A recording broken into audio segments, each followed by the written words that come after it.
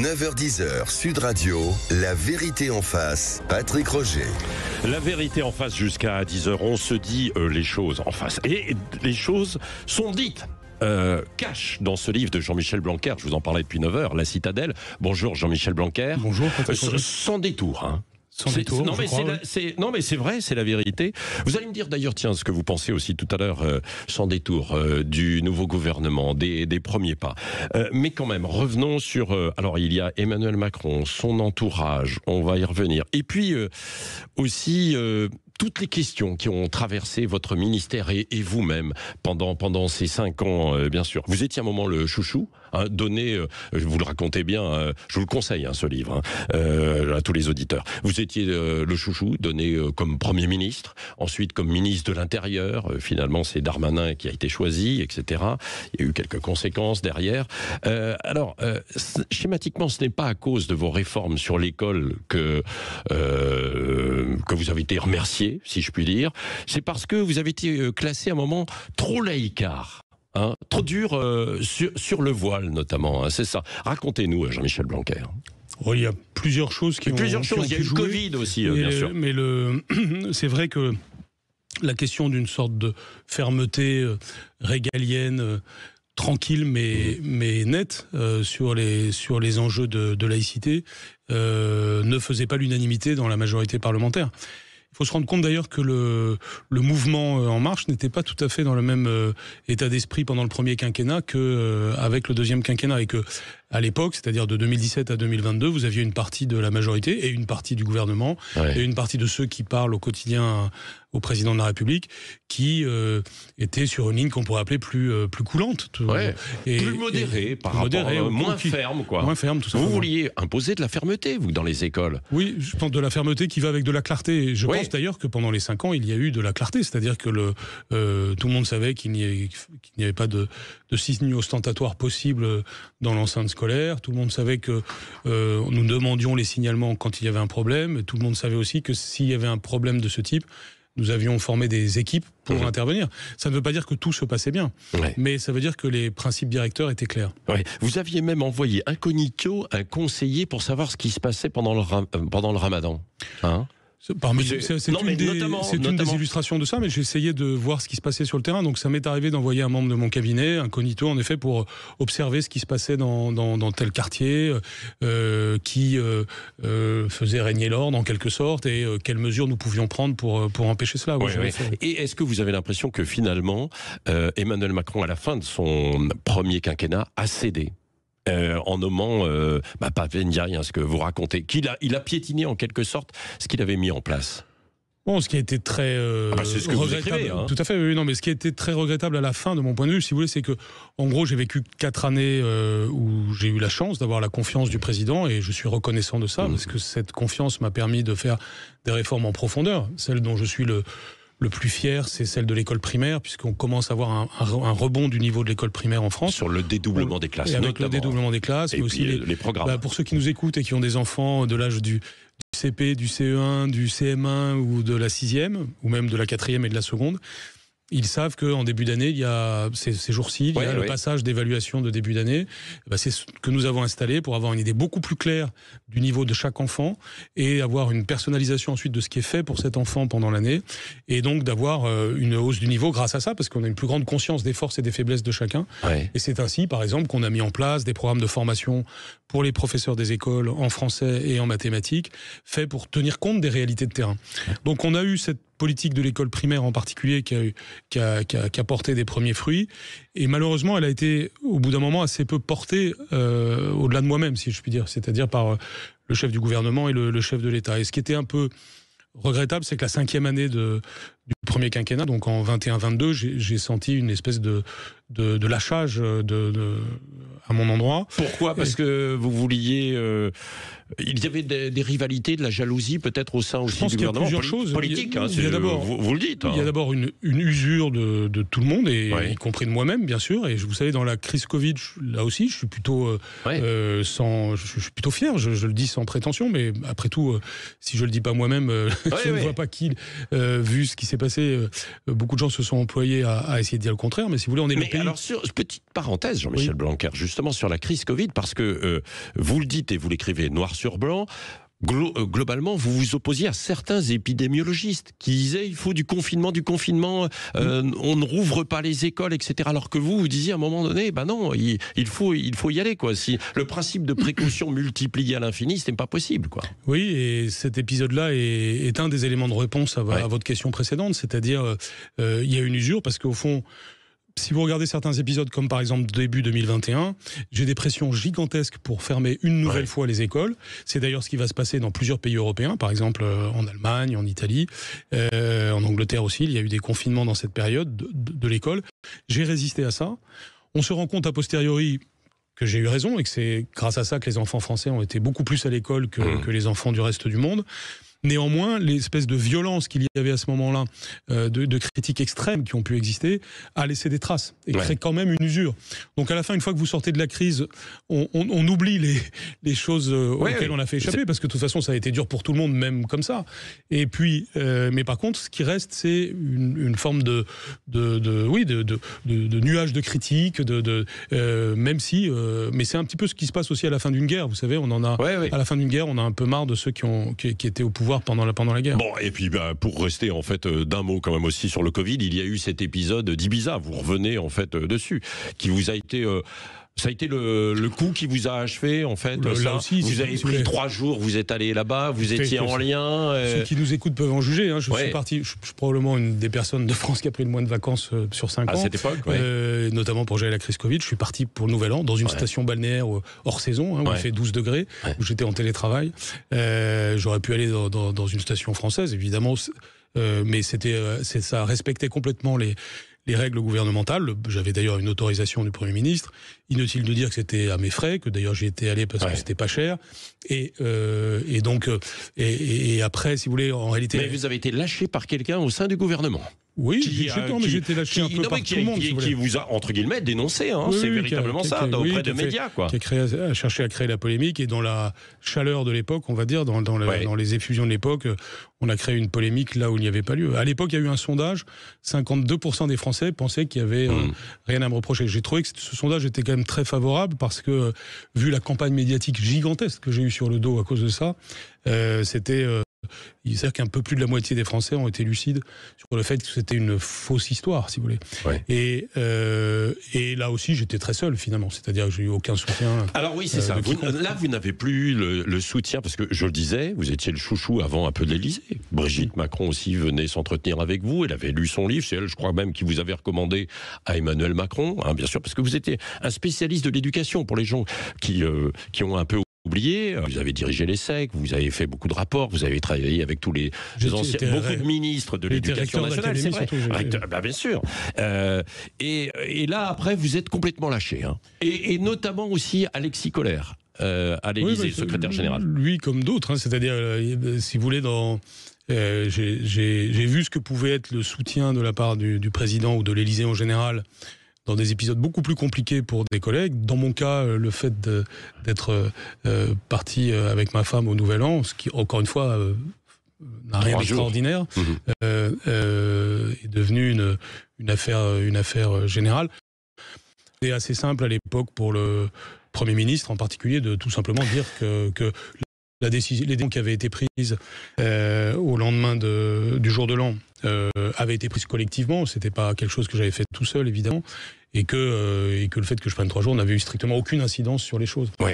Mais ce qui est intéressant sur un plan politique aussi, dans vos observations, Jean-Michel Blanquer, sur ce livre, La Citadelle, il faut bien décrire ce qu'est la Citadelle, c'est l'Élysée en fait derrière. Vous dites qu'à un moment donné, la parole était un peu partagée, Emmanuel Macron consultait un peu, et qu'ensuite tout s'est resserré, et que finalement il y a trop de concentration du pouvoir. Tout se passe à l'Élysée en fait aujourd'hui.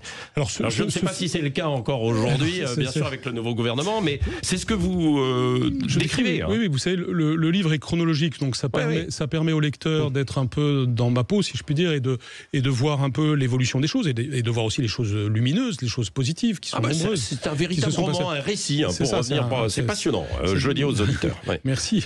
Et c'est fait pour ça, pour que chacun vivent ma vie, si je puis dire, et comprennent ce qui se passe. Et j'ai mis ce que j'ai vu, tout simplement. Donc il y a des choses bonnes, des choses négatives, il y a des forces, des faiblesses. Enfin, je mets tout sur la table. Et ce que j'essaye de montrer aussi, c'est que cette concentration des pouvoirs dont vous venez de parler, elle était indispensable au moment de la crise sanitaire. Et le président a d'ailleurs été, à mes yeux, un bon président de la crise sanitaire. C'est-à-dire que toutes ces qualités, notamment de travail, il faut bien se rendre compte que Emmanuel Macron, c'est quelqu'un, vous lui donnez un dossier à minuit, à 8h du matin, à 8h du matin, quand vous faites la réunion, il a complètement assimilé tous les éléments et vous pouvez prendre des décisions éclairées.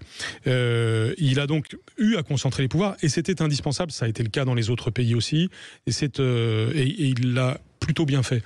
Le problème, c'est qu'une fois que la crise s'est estompée, cette concentration des pouvoirs est restée. C'est ce que j'appelle le Covid long de l'Élysée, si vous voulez. C'est-à-dire que et on en est, c'est ce qui nous a mené aux évolutions peu positives de la dissolution. Oui, exactement. La dissolution étant une sorte d'acmé de ce que je viens de dire. Et ce qui est intéressant d'ailleurs, c'est que j'ai écrit ce livre évidemment bien avant la dissolution et j'ai simplement rajouté quelques pages pour commenter la dissolution. Mais ce qui est terrible, c'est que ce phénomène de la dissolution, très difficile à expliquer, d'une certaine façon, est illustré par tout ce que j'ai écrit précédemment. C'est-à-dire que le livre aide à comprendre comment on arrive à cet effet de citadélisation, c'est-à-dire à une décision assez irrationnelle qui est prise parce qu'il y a un trop grand enfermement à l'Élysée. Et ceci me pousse à faire des réflexions, dans le livre aussi, sur le pouvoir en général. Parce que tout ceci ne doit pas concentrer exclusivement sur Emmanuel Macron. Il y a un enjeu avec la Ve République, avec des institutions d'ailleurs que par ailleurs je défends, mais qui méritent d'être une réflexion en tout cas sur la manière d'exercer le pouvoir, les contre-pouvoirs, la collégialité, tous ces sujets-là. Mais surtout, ce qui est très important, c'est de voir que tout pouvoir, pour ceux qui nous écoutent, nous sommes nombreux à exercer un pouvoir, quel qu'il soit, sur des petites structures, des moyennes structures, des grandes structures, et tout le monde est menacé par la citadélisation. C'est-à-dire que on croit bien faire toujours, on n'écoute pas assez, on finit par s'enfermer, alors qu'au début de l'exercice du pouvoir, c'est moins le cas. Bien, c'est un peu ce qui s'est passé de 2017 à aujourd'hui.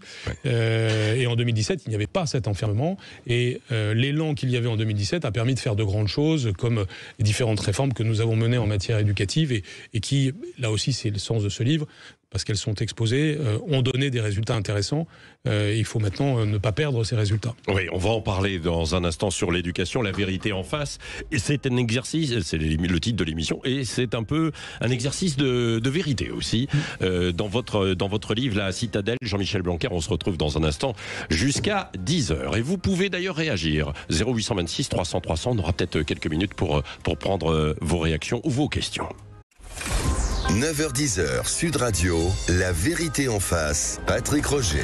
La vérité en face est un exercice de vérité avec Jean-Michel Blanquer qui a écrit La Citadelle aux éditions Albin Michel. Je vous le recommande pas pour voir un petit peu finalement toutes les coulisses aussi avec l'Élysée, comment ça fonctionne, un ministre à qui il doit parler, est-ce qu'il a la confiance ou pas. Et Jean-Michel Blanquer, alors lui était bien placé parce que il avait la grande confiance d'Emmanuel Macron qui voulait même le mettre à un moment donné Premier ministre à la place d'Édouard Philippe. Et puis il y avait certains ministres comme Bruno Le Maire qui vous conseillaient, Jean-Michel Blanquer, de postuler pour remplacer Édouard Philippe. Vous l'écrivez noir sur blanc. Oui, mais à une époque c'était un sujet qui était dans l'air. Et moi je disais que je voulais rester 5 ans à l'éducation nationale. Je pense que c'est important de creuser les sillons et de ne pas sautiller d'un poste à l'autre. Et je suis très heureux d'avoir tenu ces 5 ans et sur ce sujet. Même si ça s'est mal terminé, bien sûr, et que vous avez quand même un peu de rancœur à l'encontre de certains, non ? Non, j'utiliserai pas le mot rancœur, je dirais sur ce point-là une forme de tristesse, parce que c'est pas de la rancœur, c'est le fait que je vois très bien comment les choses auraient pu être autrement. Vous savez, parfois on peut se dire, c'est la fatalité, les choses finissent toujours dans le mur, les histoires d'amour finissent mal en général, etc. En fait, non. Il y avait un scénario très simple, qui était d'avoir un plan sur 10 ans que nous vions, de réforme de l'école et du lycée d'abord, puis du collège, dans le cadre du 2e quinquennat. Et donc le scénario normal, c'était de nommer une ministre ou un ministre après moi, qui lui aussi ou elle aussi aurait duré 5 ans. Et sur une ligne qui aurait été la même, parce que vous savez, l'éducation, c'est le temps long. Vous avez besoin de 10 ans. Il n'était pas sur la même ligne, quoi. Gabriel Attal, qui a été votre secrétaire d'État, l'était un peu plus, quoi. Alors, entre les lignes, vous dites que il a fait un copier-coller de ce que j'avais commencé à engager, quoi, non ? Oui, ce qui d'ailleurs n'est pas un problème, au contraire. Par contre, ce qui est moins bien, c'est d'être resté que quelques mois, si vous voulez. Donc, c'est des logiques politiques et de communication qui ne sont pas les miennes, si vous voulez. Moi, je pense que l'éducation nationale, comme d'autres sujets d'ailleurs, vous pouvez prendre la défense nationale, vous pouvez prendre les sujets de sécurité, vous pouvez prendre les sujets économiques. Tous ces sujets réclament de la suite dans les idées, des sillons longs, et pas simplement des effets de communication. Et je me suis employé à ça, et j'ai par exemple voulu rester à la barre fermement au moment de la crise sanitaire, parce que on ne doit pas sautiller d'un poste à l'autre. Et qui plus est peut-être, parce qu'on peut se planter aussi sur une réforme. On peut rectifier si on reste effectivement sur un temps long, quoi. Non ? Bien sûr. Est-ce que vous reconnaissez que peut-être sur la réforme du bac, il y a eu de bonnes choses, la réforme du lycée, puis il y a peut-être eu des petites choses qui... Vous savez, oui, bien sûr. La réforme du lycée, il se dit beaucoup de choses assez fausses là-dessus, et c'est pour ça que c'est important de lire le livre pour rentrer un peu dans des choses un peu approfondies, si vous voulez. Mais sur la réforme du lycée, dès le début, il y a énormément de concertation. On a consulté des dizaines de milliers de lycéens et de professeurs pour l'élaborer. C'est pas une réforme que j'ai conçue sur un coin de table tout seul. C'est vraiment, ça a été très participatif. D'ailleurs, elle correspondait aux attentes des lycéens, notamment en termes de choix. Et aujourd'hui encore, quand vous faites des enquêtes auprès des lycéens, ils sont très majoritairement favorables à cette réforme. Pourquoi ? Parce qu'ils ont très bien vu, que ça leur donnait beaucoup plus de liberté, c'était donc beaucoup plus passionnant d'étudier, et deuxièmement, que c'était devenu plus exigeant. Un point qui n'est jamais souligné dans le débat public, c'est que nous avons revu tous les programmes dans un sens de plus grande exigence. Ce n'était pas arrivé depuis des décennies. Depuis des décennies, vous aviez eu édulcoration des programmes. Désormais, les élèves qui choisissent des matières les choisissent par passion et les choisissent donc par choix, et ceci permet de dire, puisque tu choisis, tu vas approfofondir davantage. Oui, et donc, ça, c'est le cas, par exemple, des maths, quoi. Par exemple, sur les maths. Les maths appliquées, maths exactement. approfondies. Mais vous avez, je vous remercie de le dire ainsi, mais on entend très peu ce que vous venez de dire. C'est-à-dire que toute la polémique qui a eu lieu ces 2 dernières années, sans une véritable défense par le gouvernement de sa propre réforme, c'est que on aurait tué les maths et les sciences en France. C'est l'exact inverse. Aujourd'hui, si vous choisissez maths et sciences, vous faites plus de maths, plus de sciences, vous êtes donc mieux préparé pour devenir un bon ingénieur. Il n'y a pas eu, contrairement à ce qu'on entend, moins de filles préparées à devenir ingénieurs. Il y en a autant dans les classes prépa que précédemment. Et vous avez même plus de filles qui font les maths approfondies, ce qu'on appelle maths expertes, en terminale. Donc, et en plus, on verra les résultats au bout d'un certain temps. C'est-à-dire qu'on n'a pas pu les mesurer quand vous étiez là, quoi. Tout ça, c'est le temps long, bien sûr. Mais si vous interrogez, par exemple, des professeurs de classe prépa ingénieurs, ils commencent à vous dire qu'ils voient un début d'amélioration au niveau des élèves quand ils arrivent. Mais tout ceci, encore une fois, ça nécessite d'avoir le sens de la durée. Et ce qui est très compliqué en démocratie contemporaine, c'est que en un slogan, vous pouvez mettre dans la tête des gens des choses fausses, et moi, après, il me faut des pages et des pages ou de longues minutes pour expliquer que c'est pas tout à fait ce qu'on entend dans les slogans. C'est la culture un peu du zapping, effectivement. Non, mais aujourd'hui, l'éducation, c'est l'anti-zapping. Sarah, Jean-Michel Blanquer est avec nous, et professeur justement, et voudrait soit vous poser une question ou une réflexion. Bonjour Sarah. Bonjour Monsieur le Ministre. Bonjour Madame. Écoutez, Monsieur Blanquer, pour moi c'est un grand moment parce que j'ai beaucoup d'admiration pour vous. Merci. Et je pense que vous avez fondamentalement raison sur la question du temps long. C'est-à-dire que on passe son temps à zapper en éducation par des politiques qui ne pensent qu'à leur avenir au lieu de penser à l'avenir des enfants et qui veulent des résultats à court terme. Or, c'est pas possible et vous l'avez très bien dit. Maintenant, il y a quand même des choses, moi en tant qu'enseignante de terrain, que je comprends pas. En comprenant vos contraintes, parce que j'ai exercé de hautes fonctions, je comprends. Mais il y a quand même des choses, c'est n'importe quoi. Je veux dire. Alors, dites, vous êtes dans quel lycée, collège? Non, alors moi je suis agrégée de lettres, mais j'enseigne par choix en collège, parce que je pense que tout se passe en collège, que c'est essentiel, et c'est le maillon faible actuellement. Et moi je n'ai jamais compris que M. Blanquer, quand il est arrivé, n'est pas. Je comprends qu'il ne peut pas tout faire. Et Monsieur le Ministre, vous avez fait tout ce que vous avez fait en CP, c'est super. mais vos dédoublements de CP, c'est seulement sur les ZEP. Ouais. Les autres établissements n'y ont pas eu droit. Et il y a beaucoup d'enfants de classe moyenne française qui n'ont pas eu droit à ce dispositif. Déjà, ça, c'est une chose. Et moi, je le vois en collège, si vous voulez. Ouais. Et la réforme calamiteuse de Mme Belkacem, qui nous a enlevé des heures de cours, des heures de soutien, on est à des chiffres catastrophiques. Eh bien, cette réforme, monsieur le ministre, aurait pu remettre des heures. D'ailleurs, c'est ce qu'ils ont fait en Espagne, en Italie. Il n'a jamais remis ces heures. Il a dit qu'il allait remettre le latin. Et il a déclaré, et je lui suis reconnaissante, monsieur le ministre, de ce que vous avez dit. Mais dans les faits, ça n'a pas été le cas. Alors, Sarah, il nous reste malheureusement qu'une minute pour que Jean-Michel Blanquer vous réponde. Ça va être difficile, mais on a bien compris le sens. Le collège, c'est vrai que c'est le pivot, peut-être. On vous parlait du primaire, mais je pourrais passer plusieurs heures avec elle. On vous réinvitera pour passer évidemment à faire une émission. Et tous très très juste. Alors d'abord, sur ce qu'on a fait à l'école primaire. 40 secondes. Oui, il y a le dédoublement en éducation prioritaire, mais on a fait des choses pour les autres enfants. Ce que je vous disais sur l'évaluation, ce que je vous disais sur la formation des professeurs, et même sur le taux d'encadrement qui s'est amélioré en France partout. Nous avons été aussi bienveillants que nous pouvions, et nous l'avons été pour le taux d'encadrement à l'école primaire, notamment en milieu rural. Vous voyez, chaque année, dans chaque département de France, il y a eu une amélioration du taux d'encadrement à l'école primaire. J'ai mis tous les moyens supplémentaires que je pouvais avoir, je les mettais à l'école primaire comme priorité. En un mot, donc, sur le collège. Sur le collège, c'est tout à fait exact de dire que c'est ce que j'ai le moins réformé, parce qu'en effet, on ne peut pas tout faire. Quand vous voyez toutes les tempêtes que j'ai eues rien que sur l'école primaire et le lycée, le collège, ça aurait été dur. Il fallait déjà rectifier les choses, comme l'a dit madame. Bon, c'est le dossier de Anne Genter.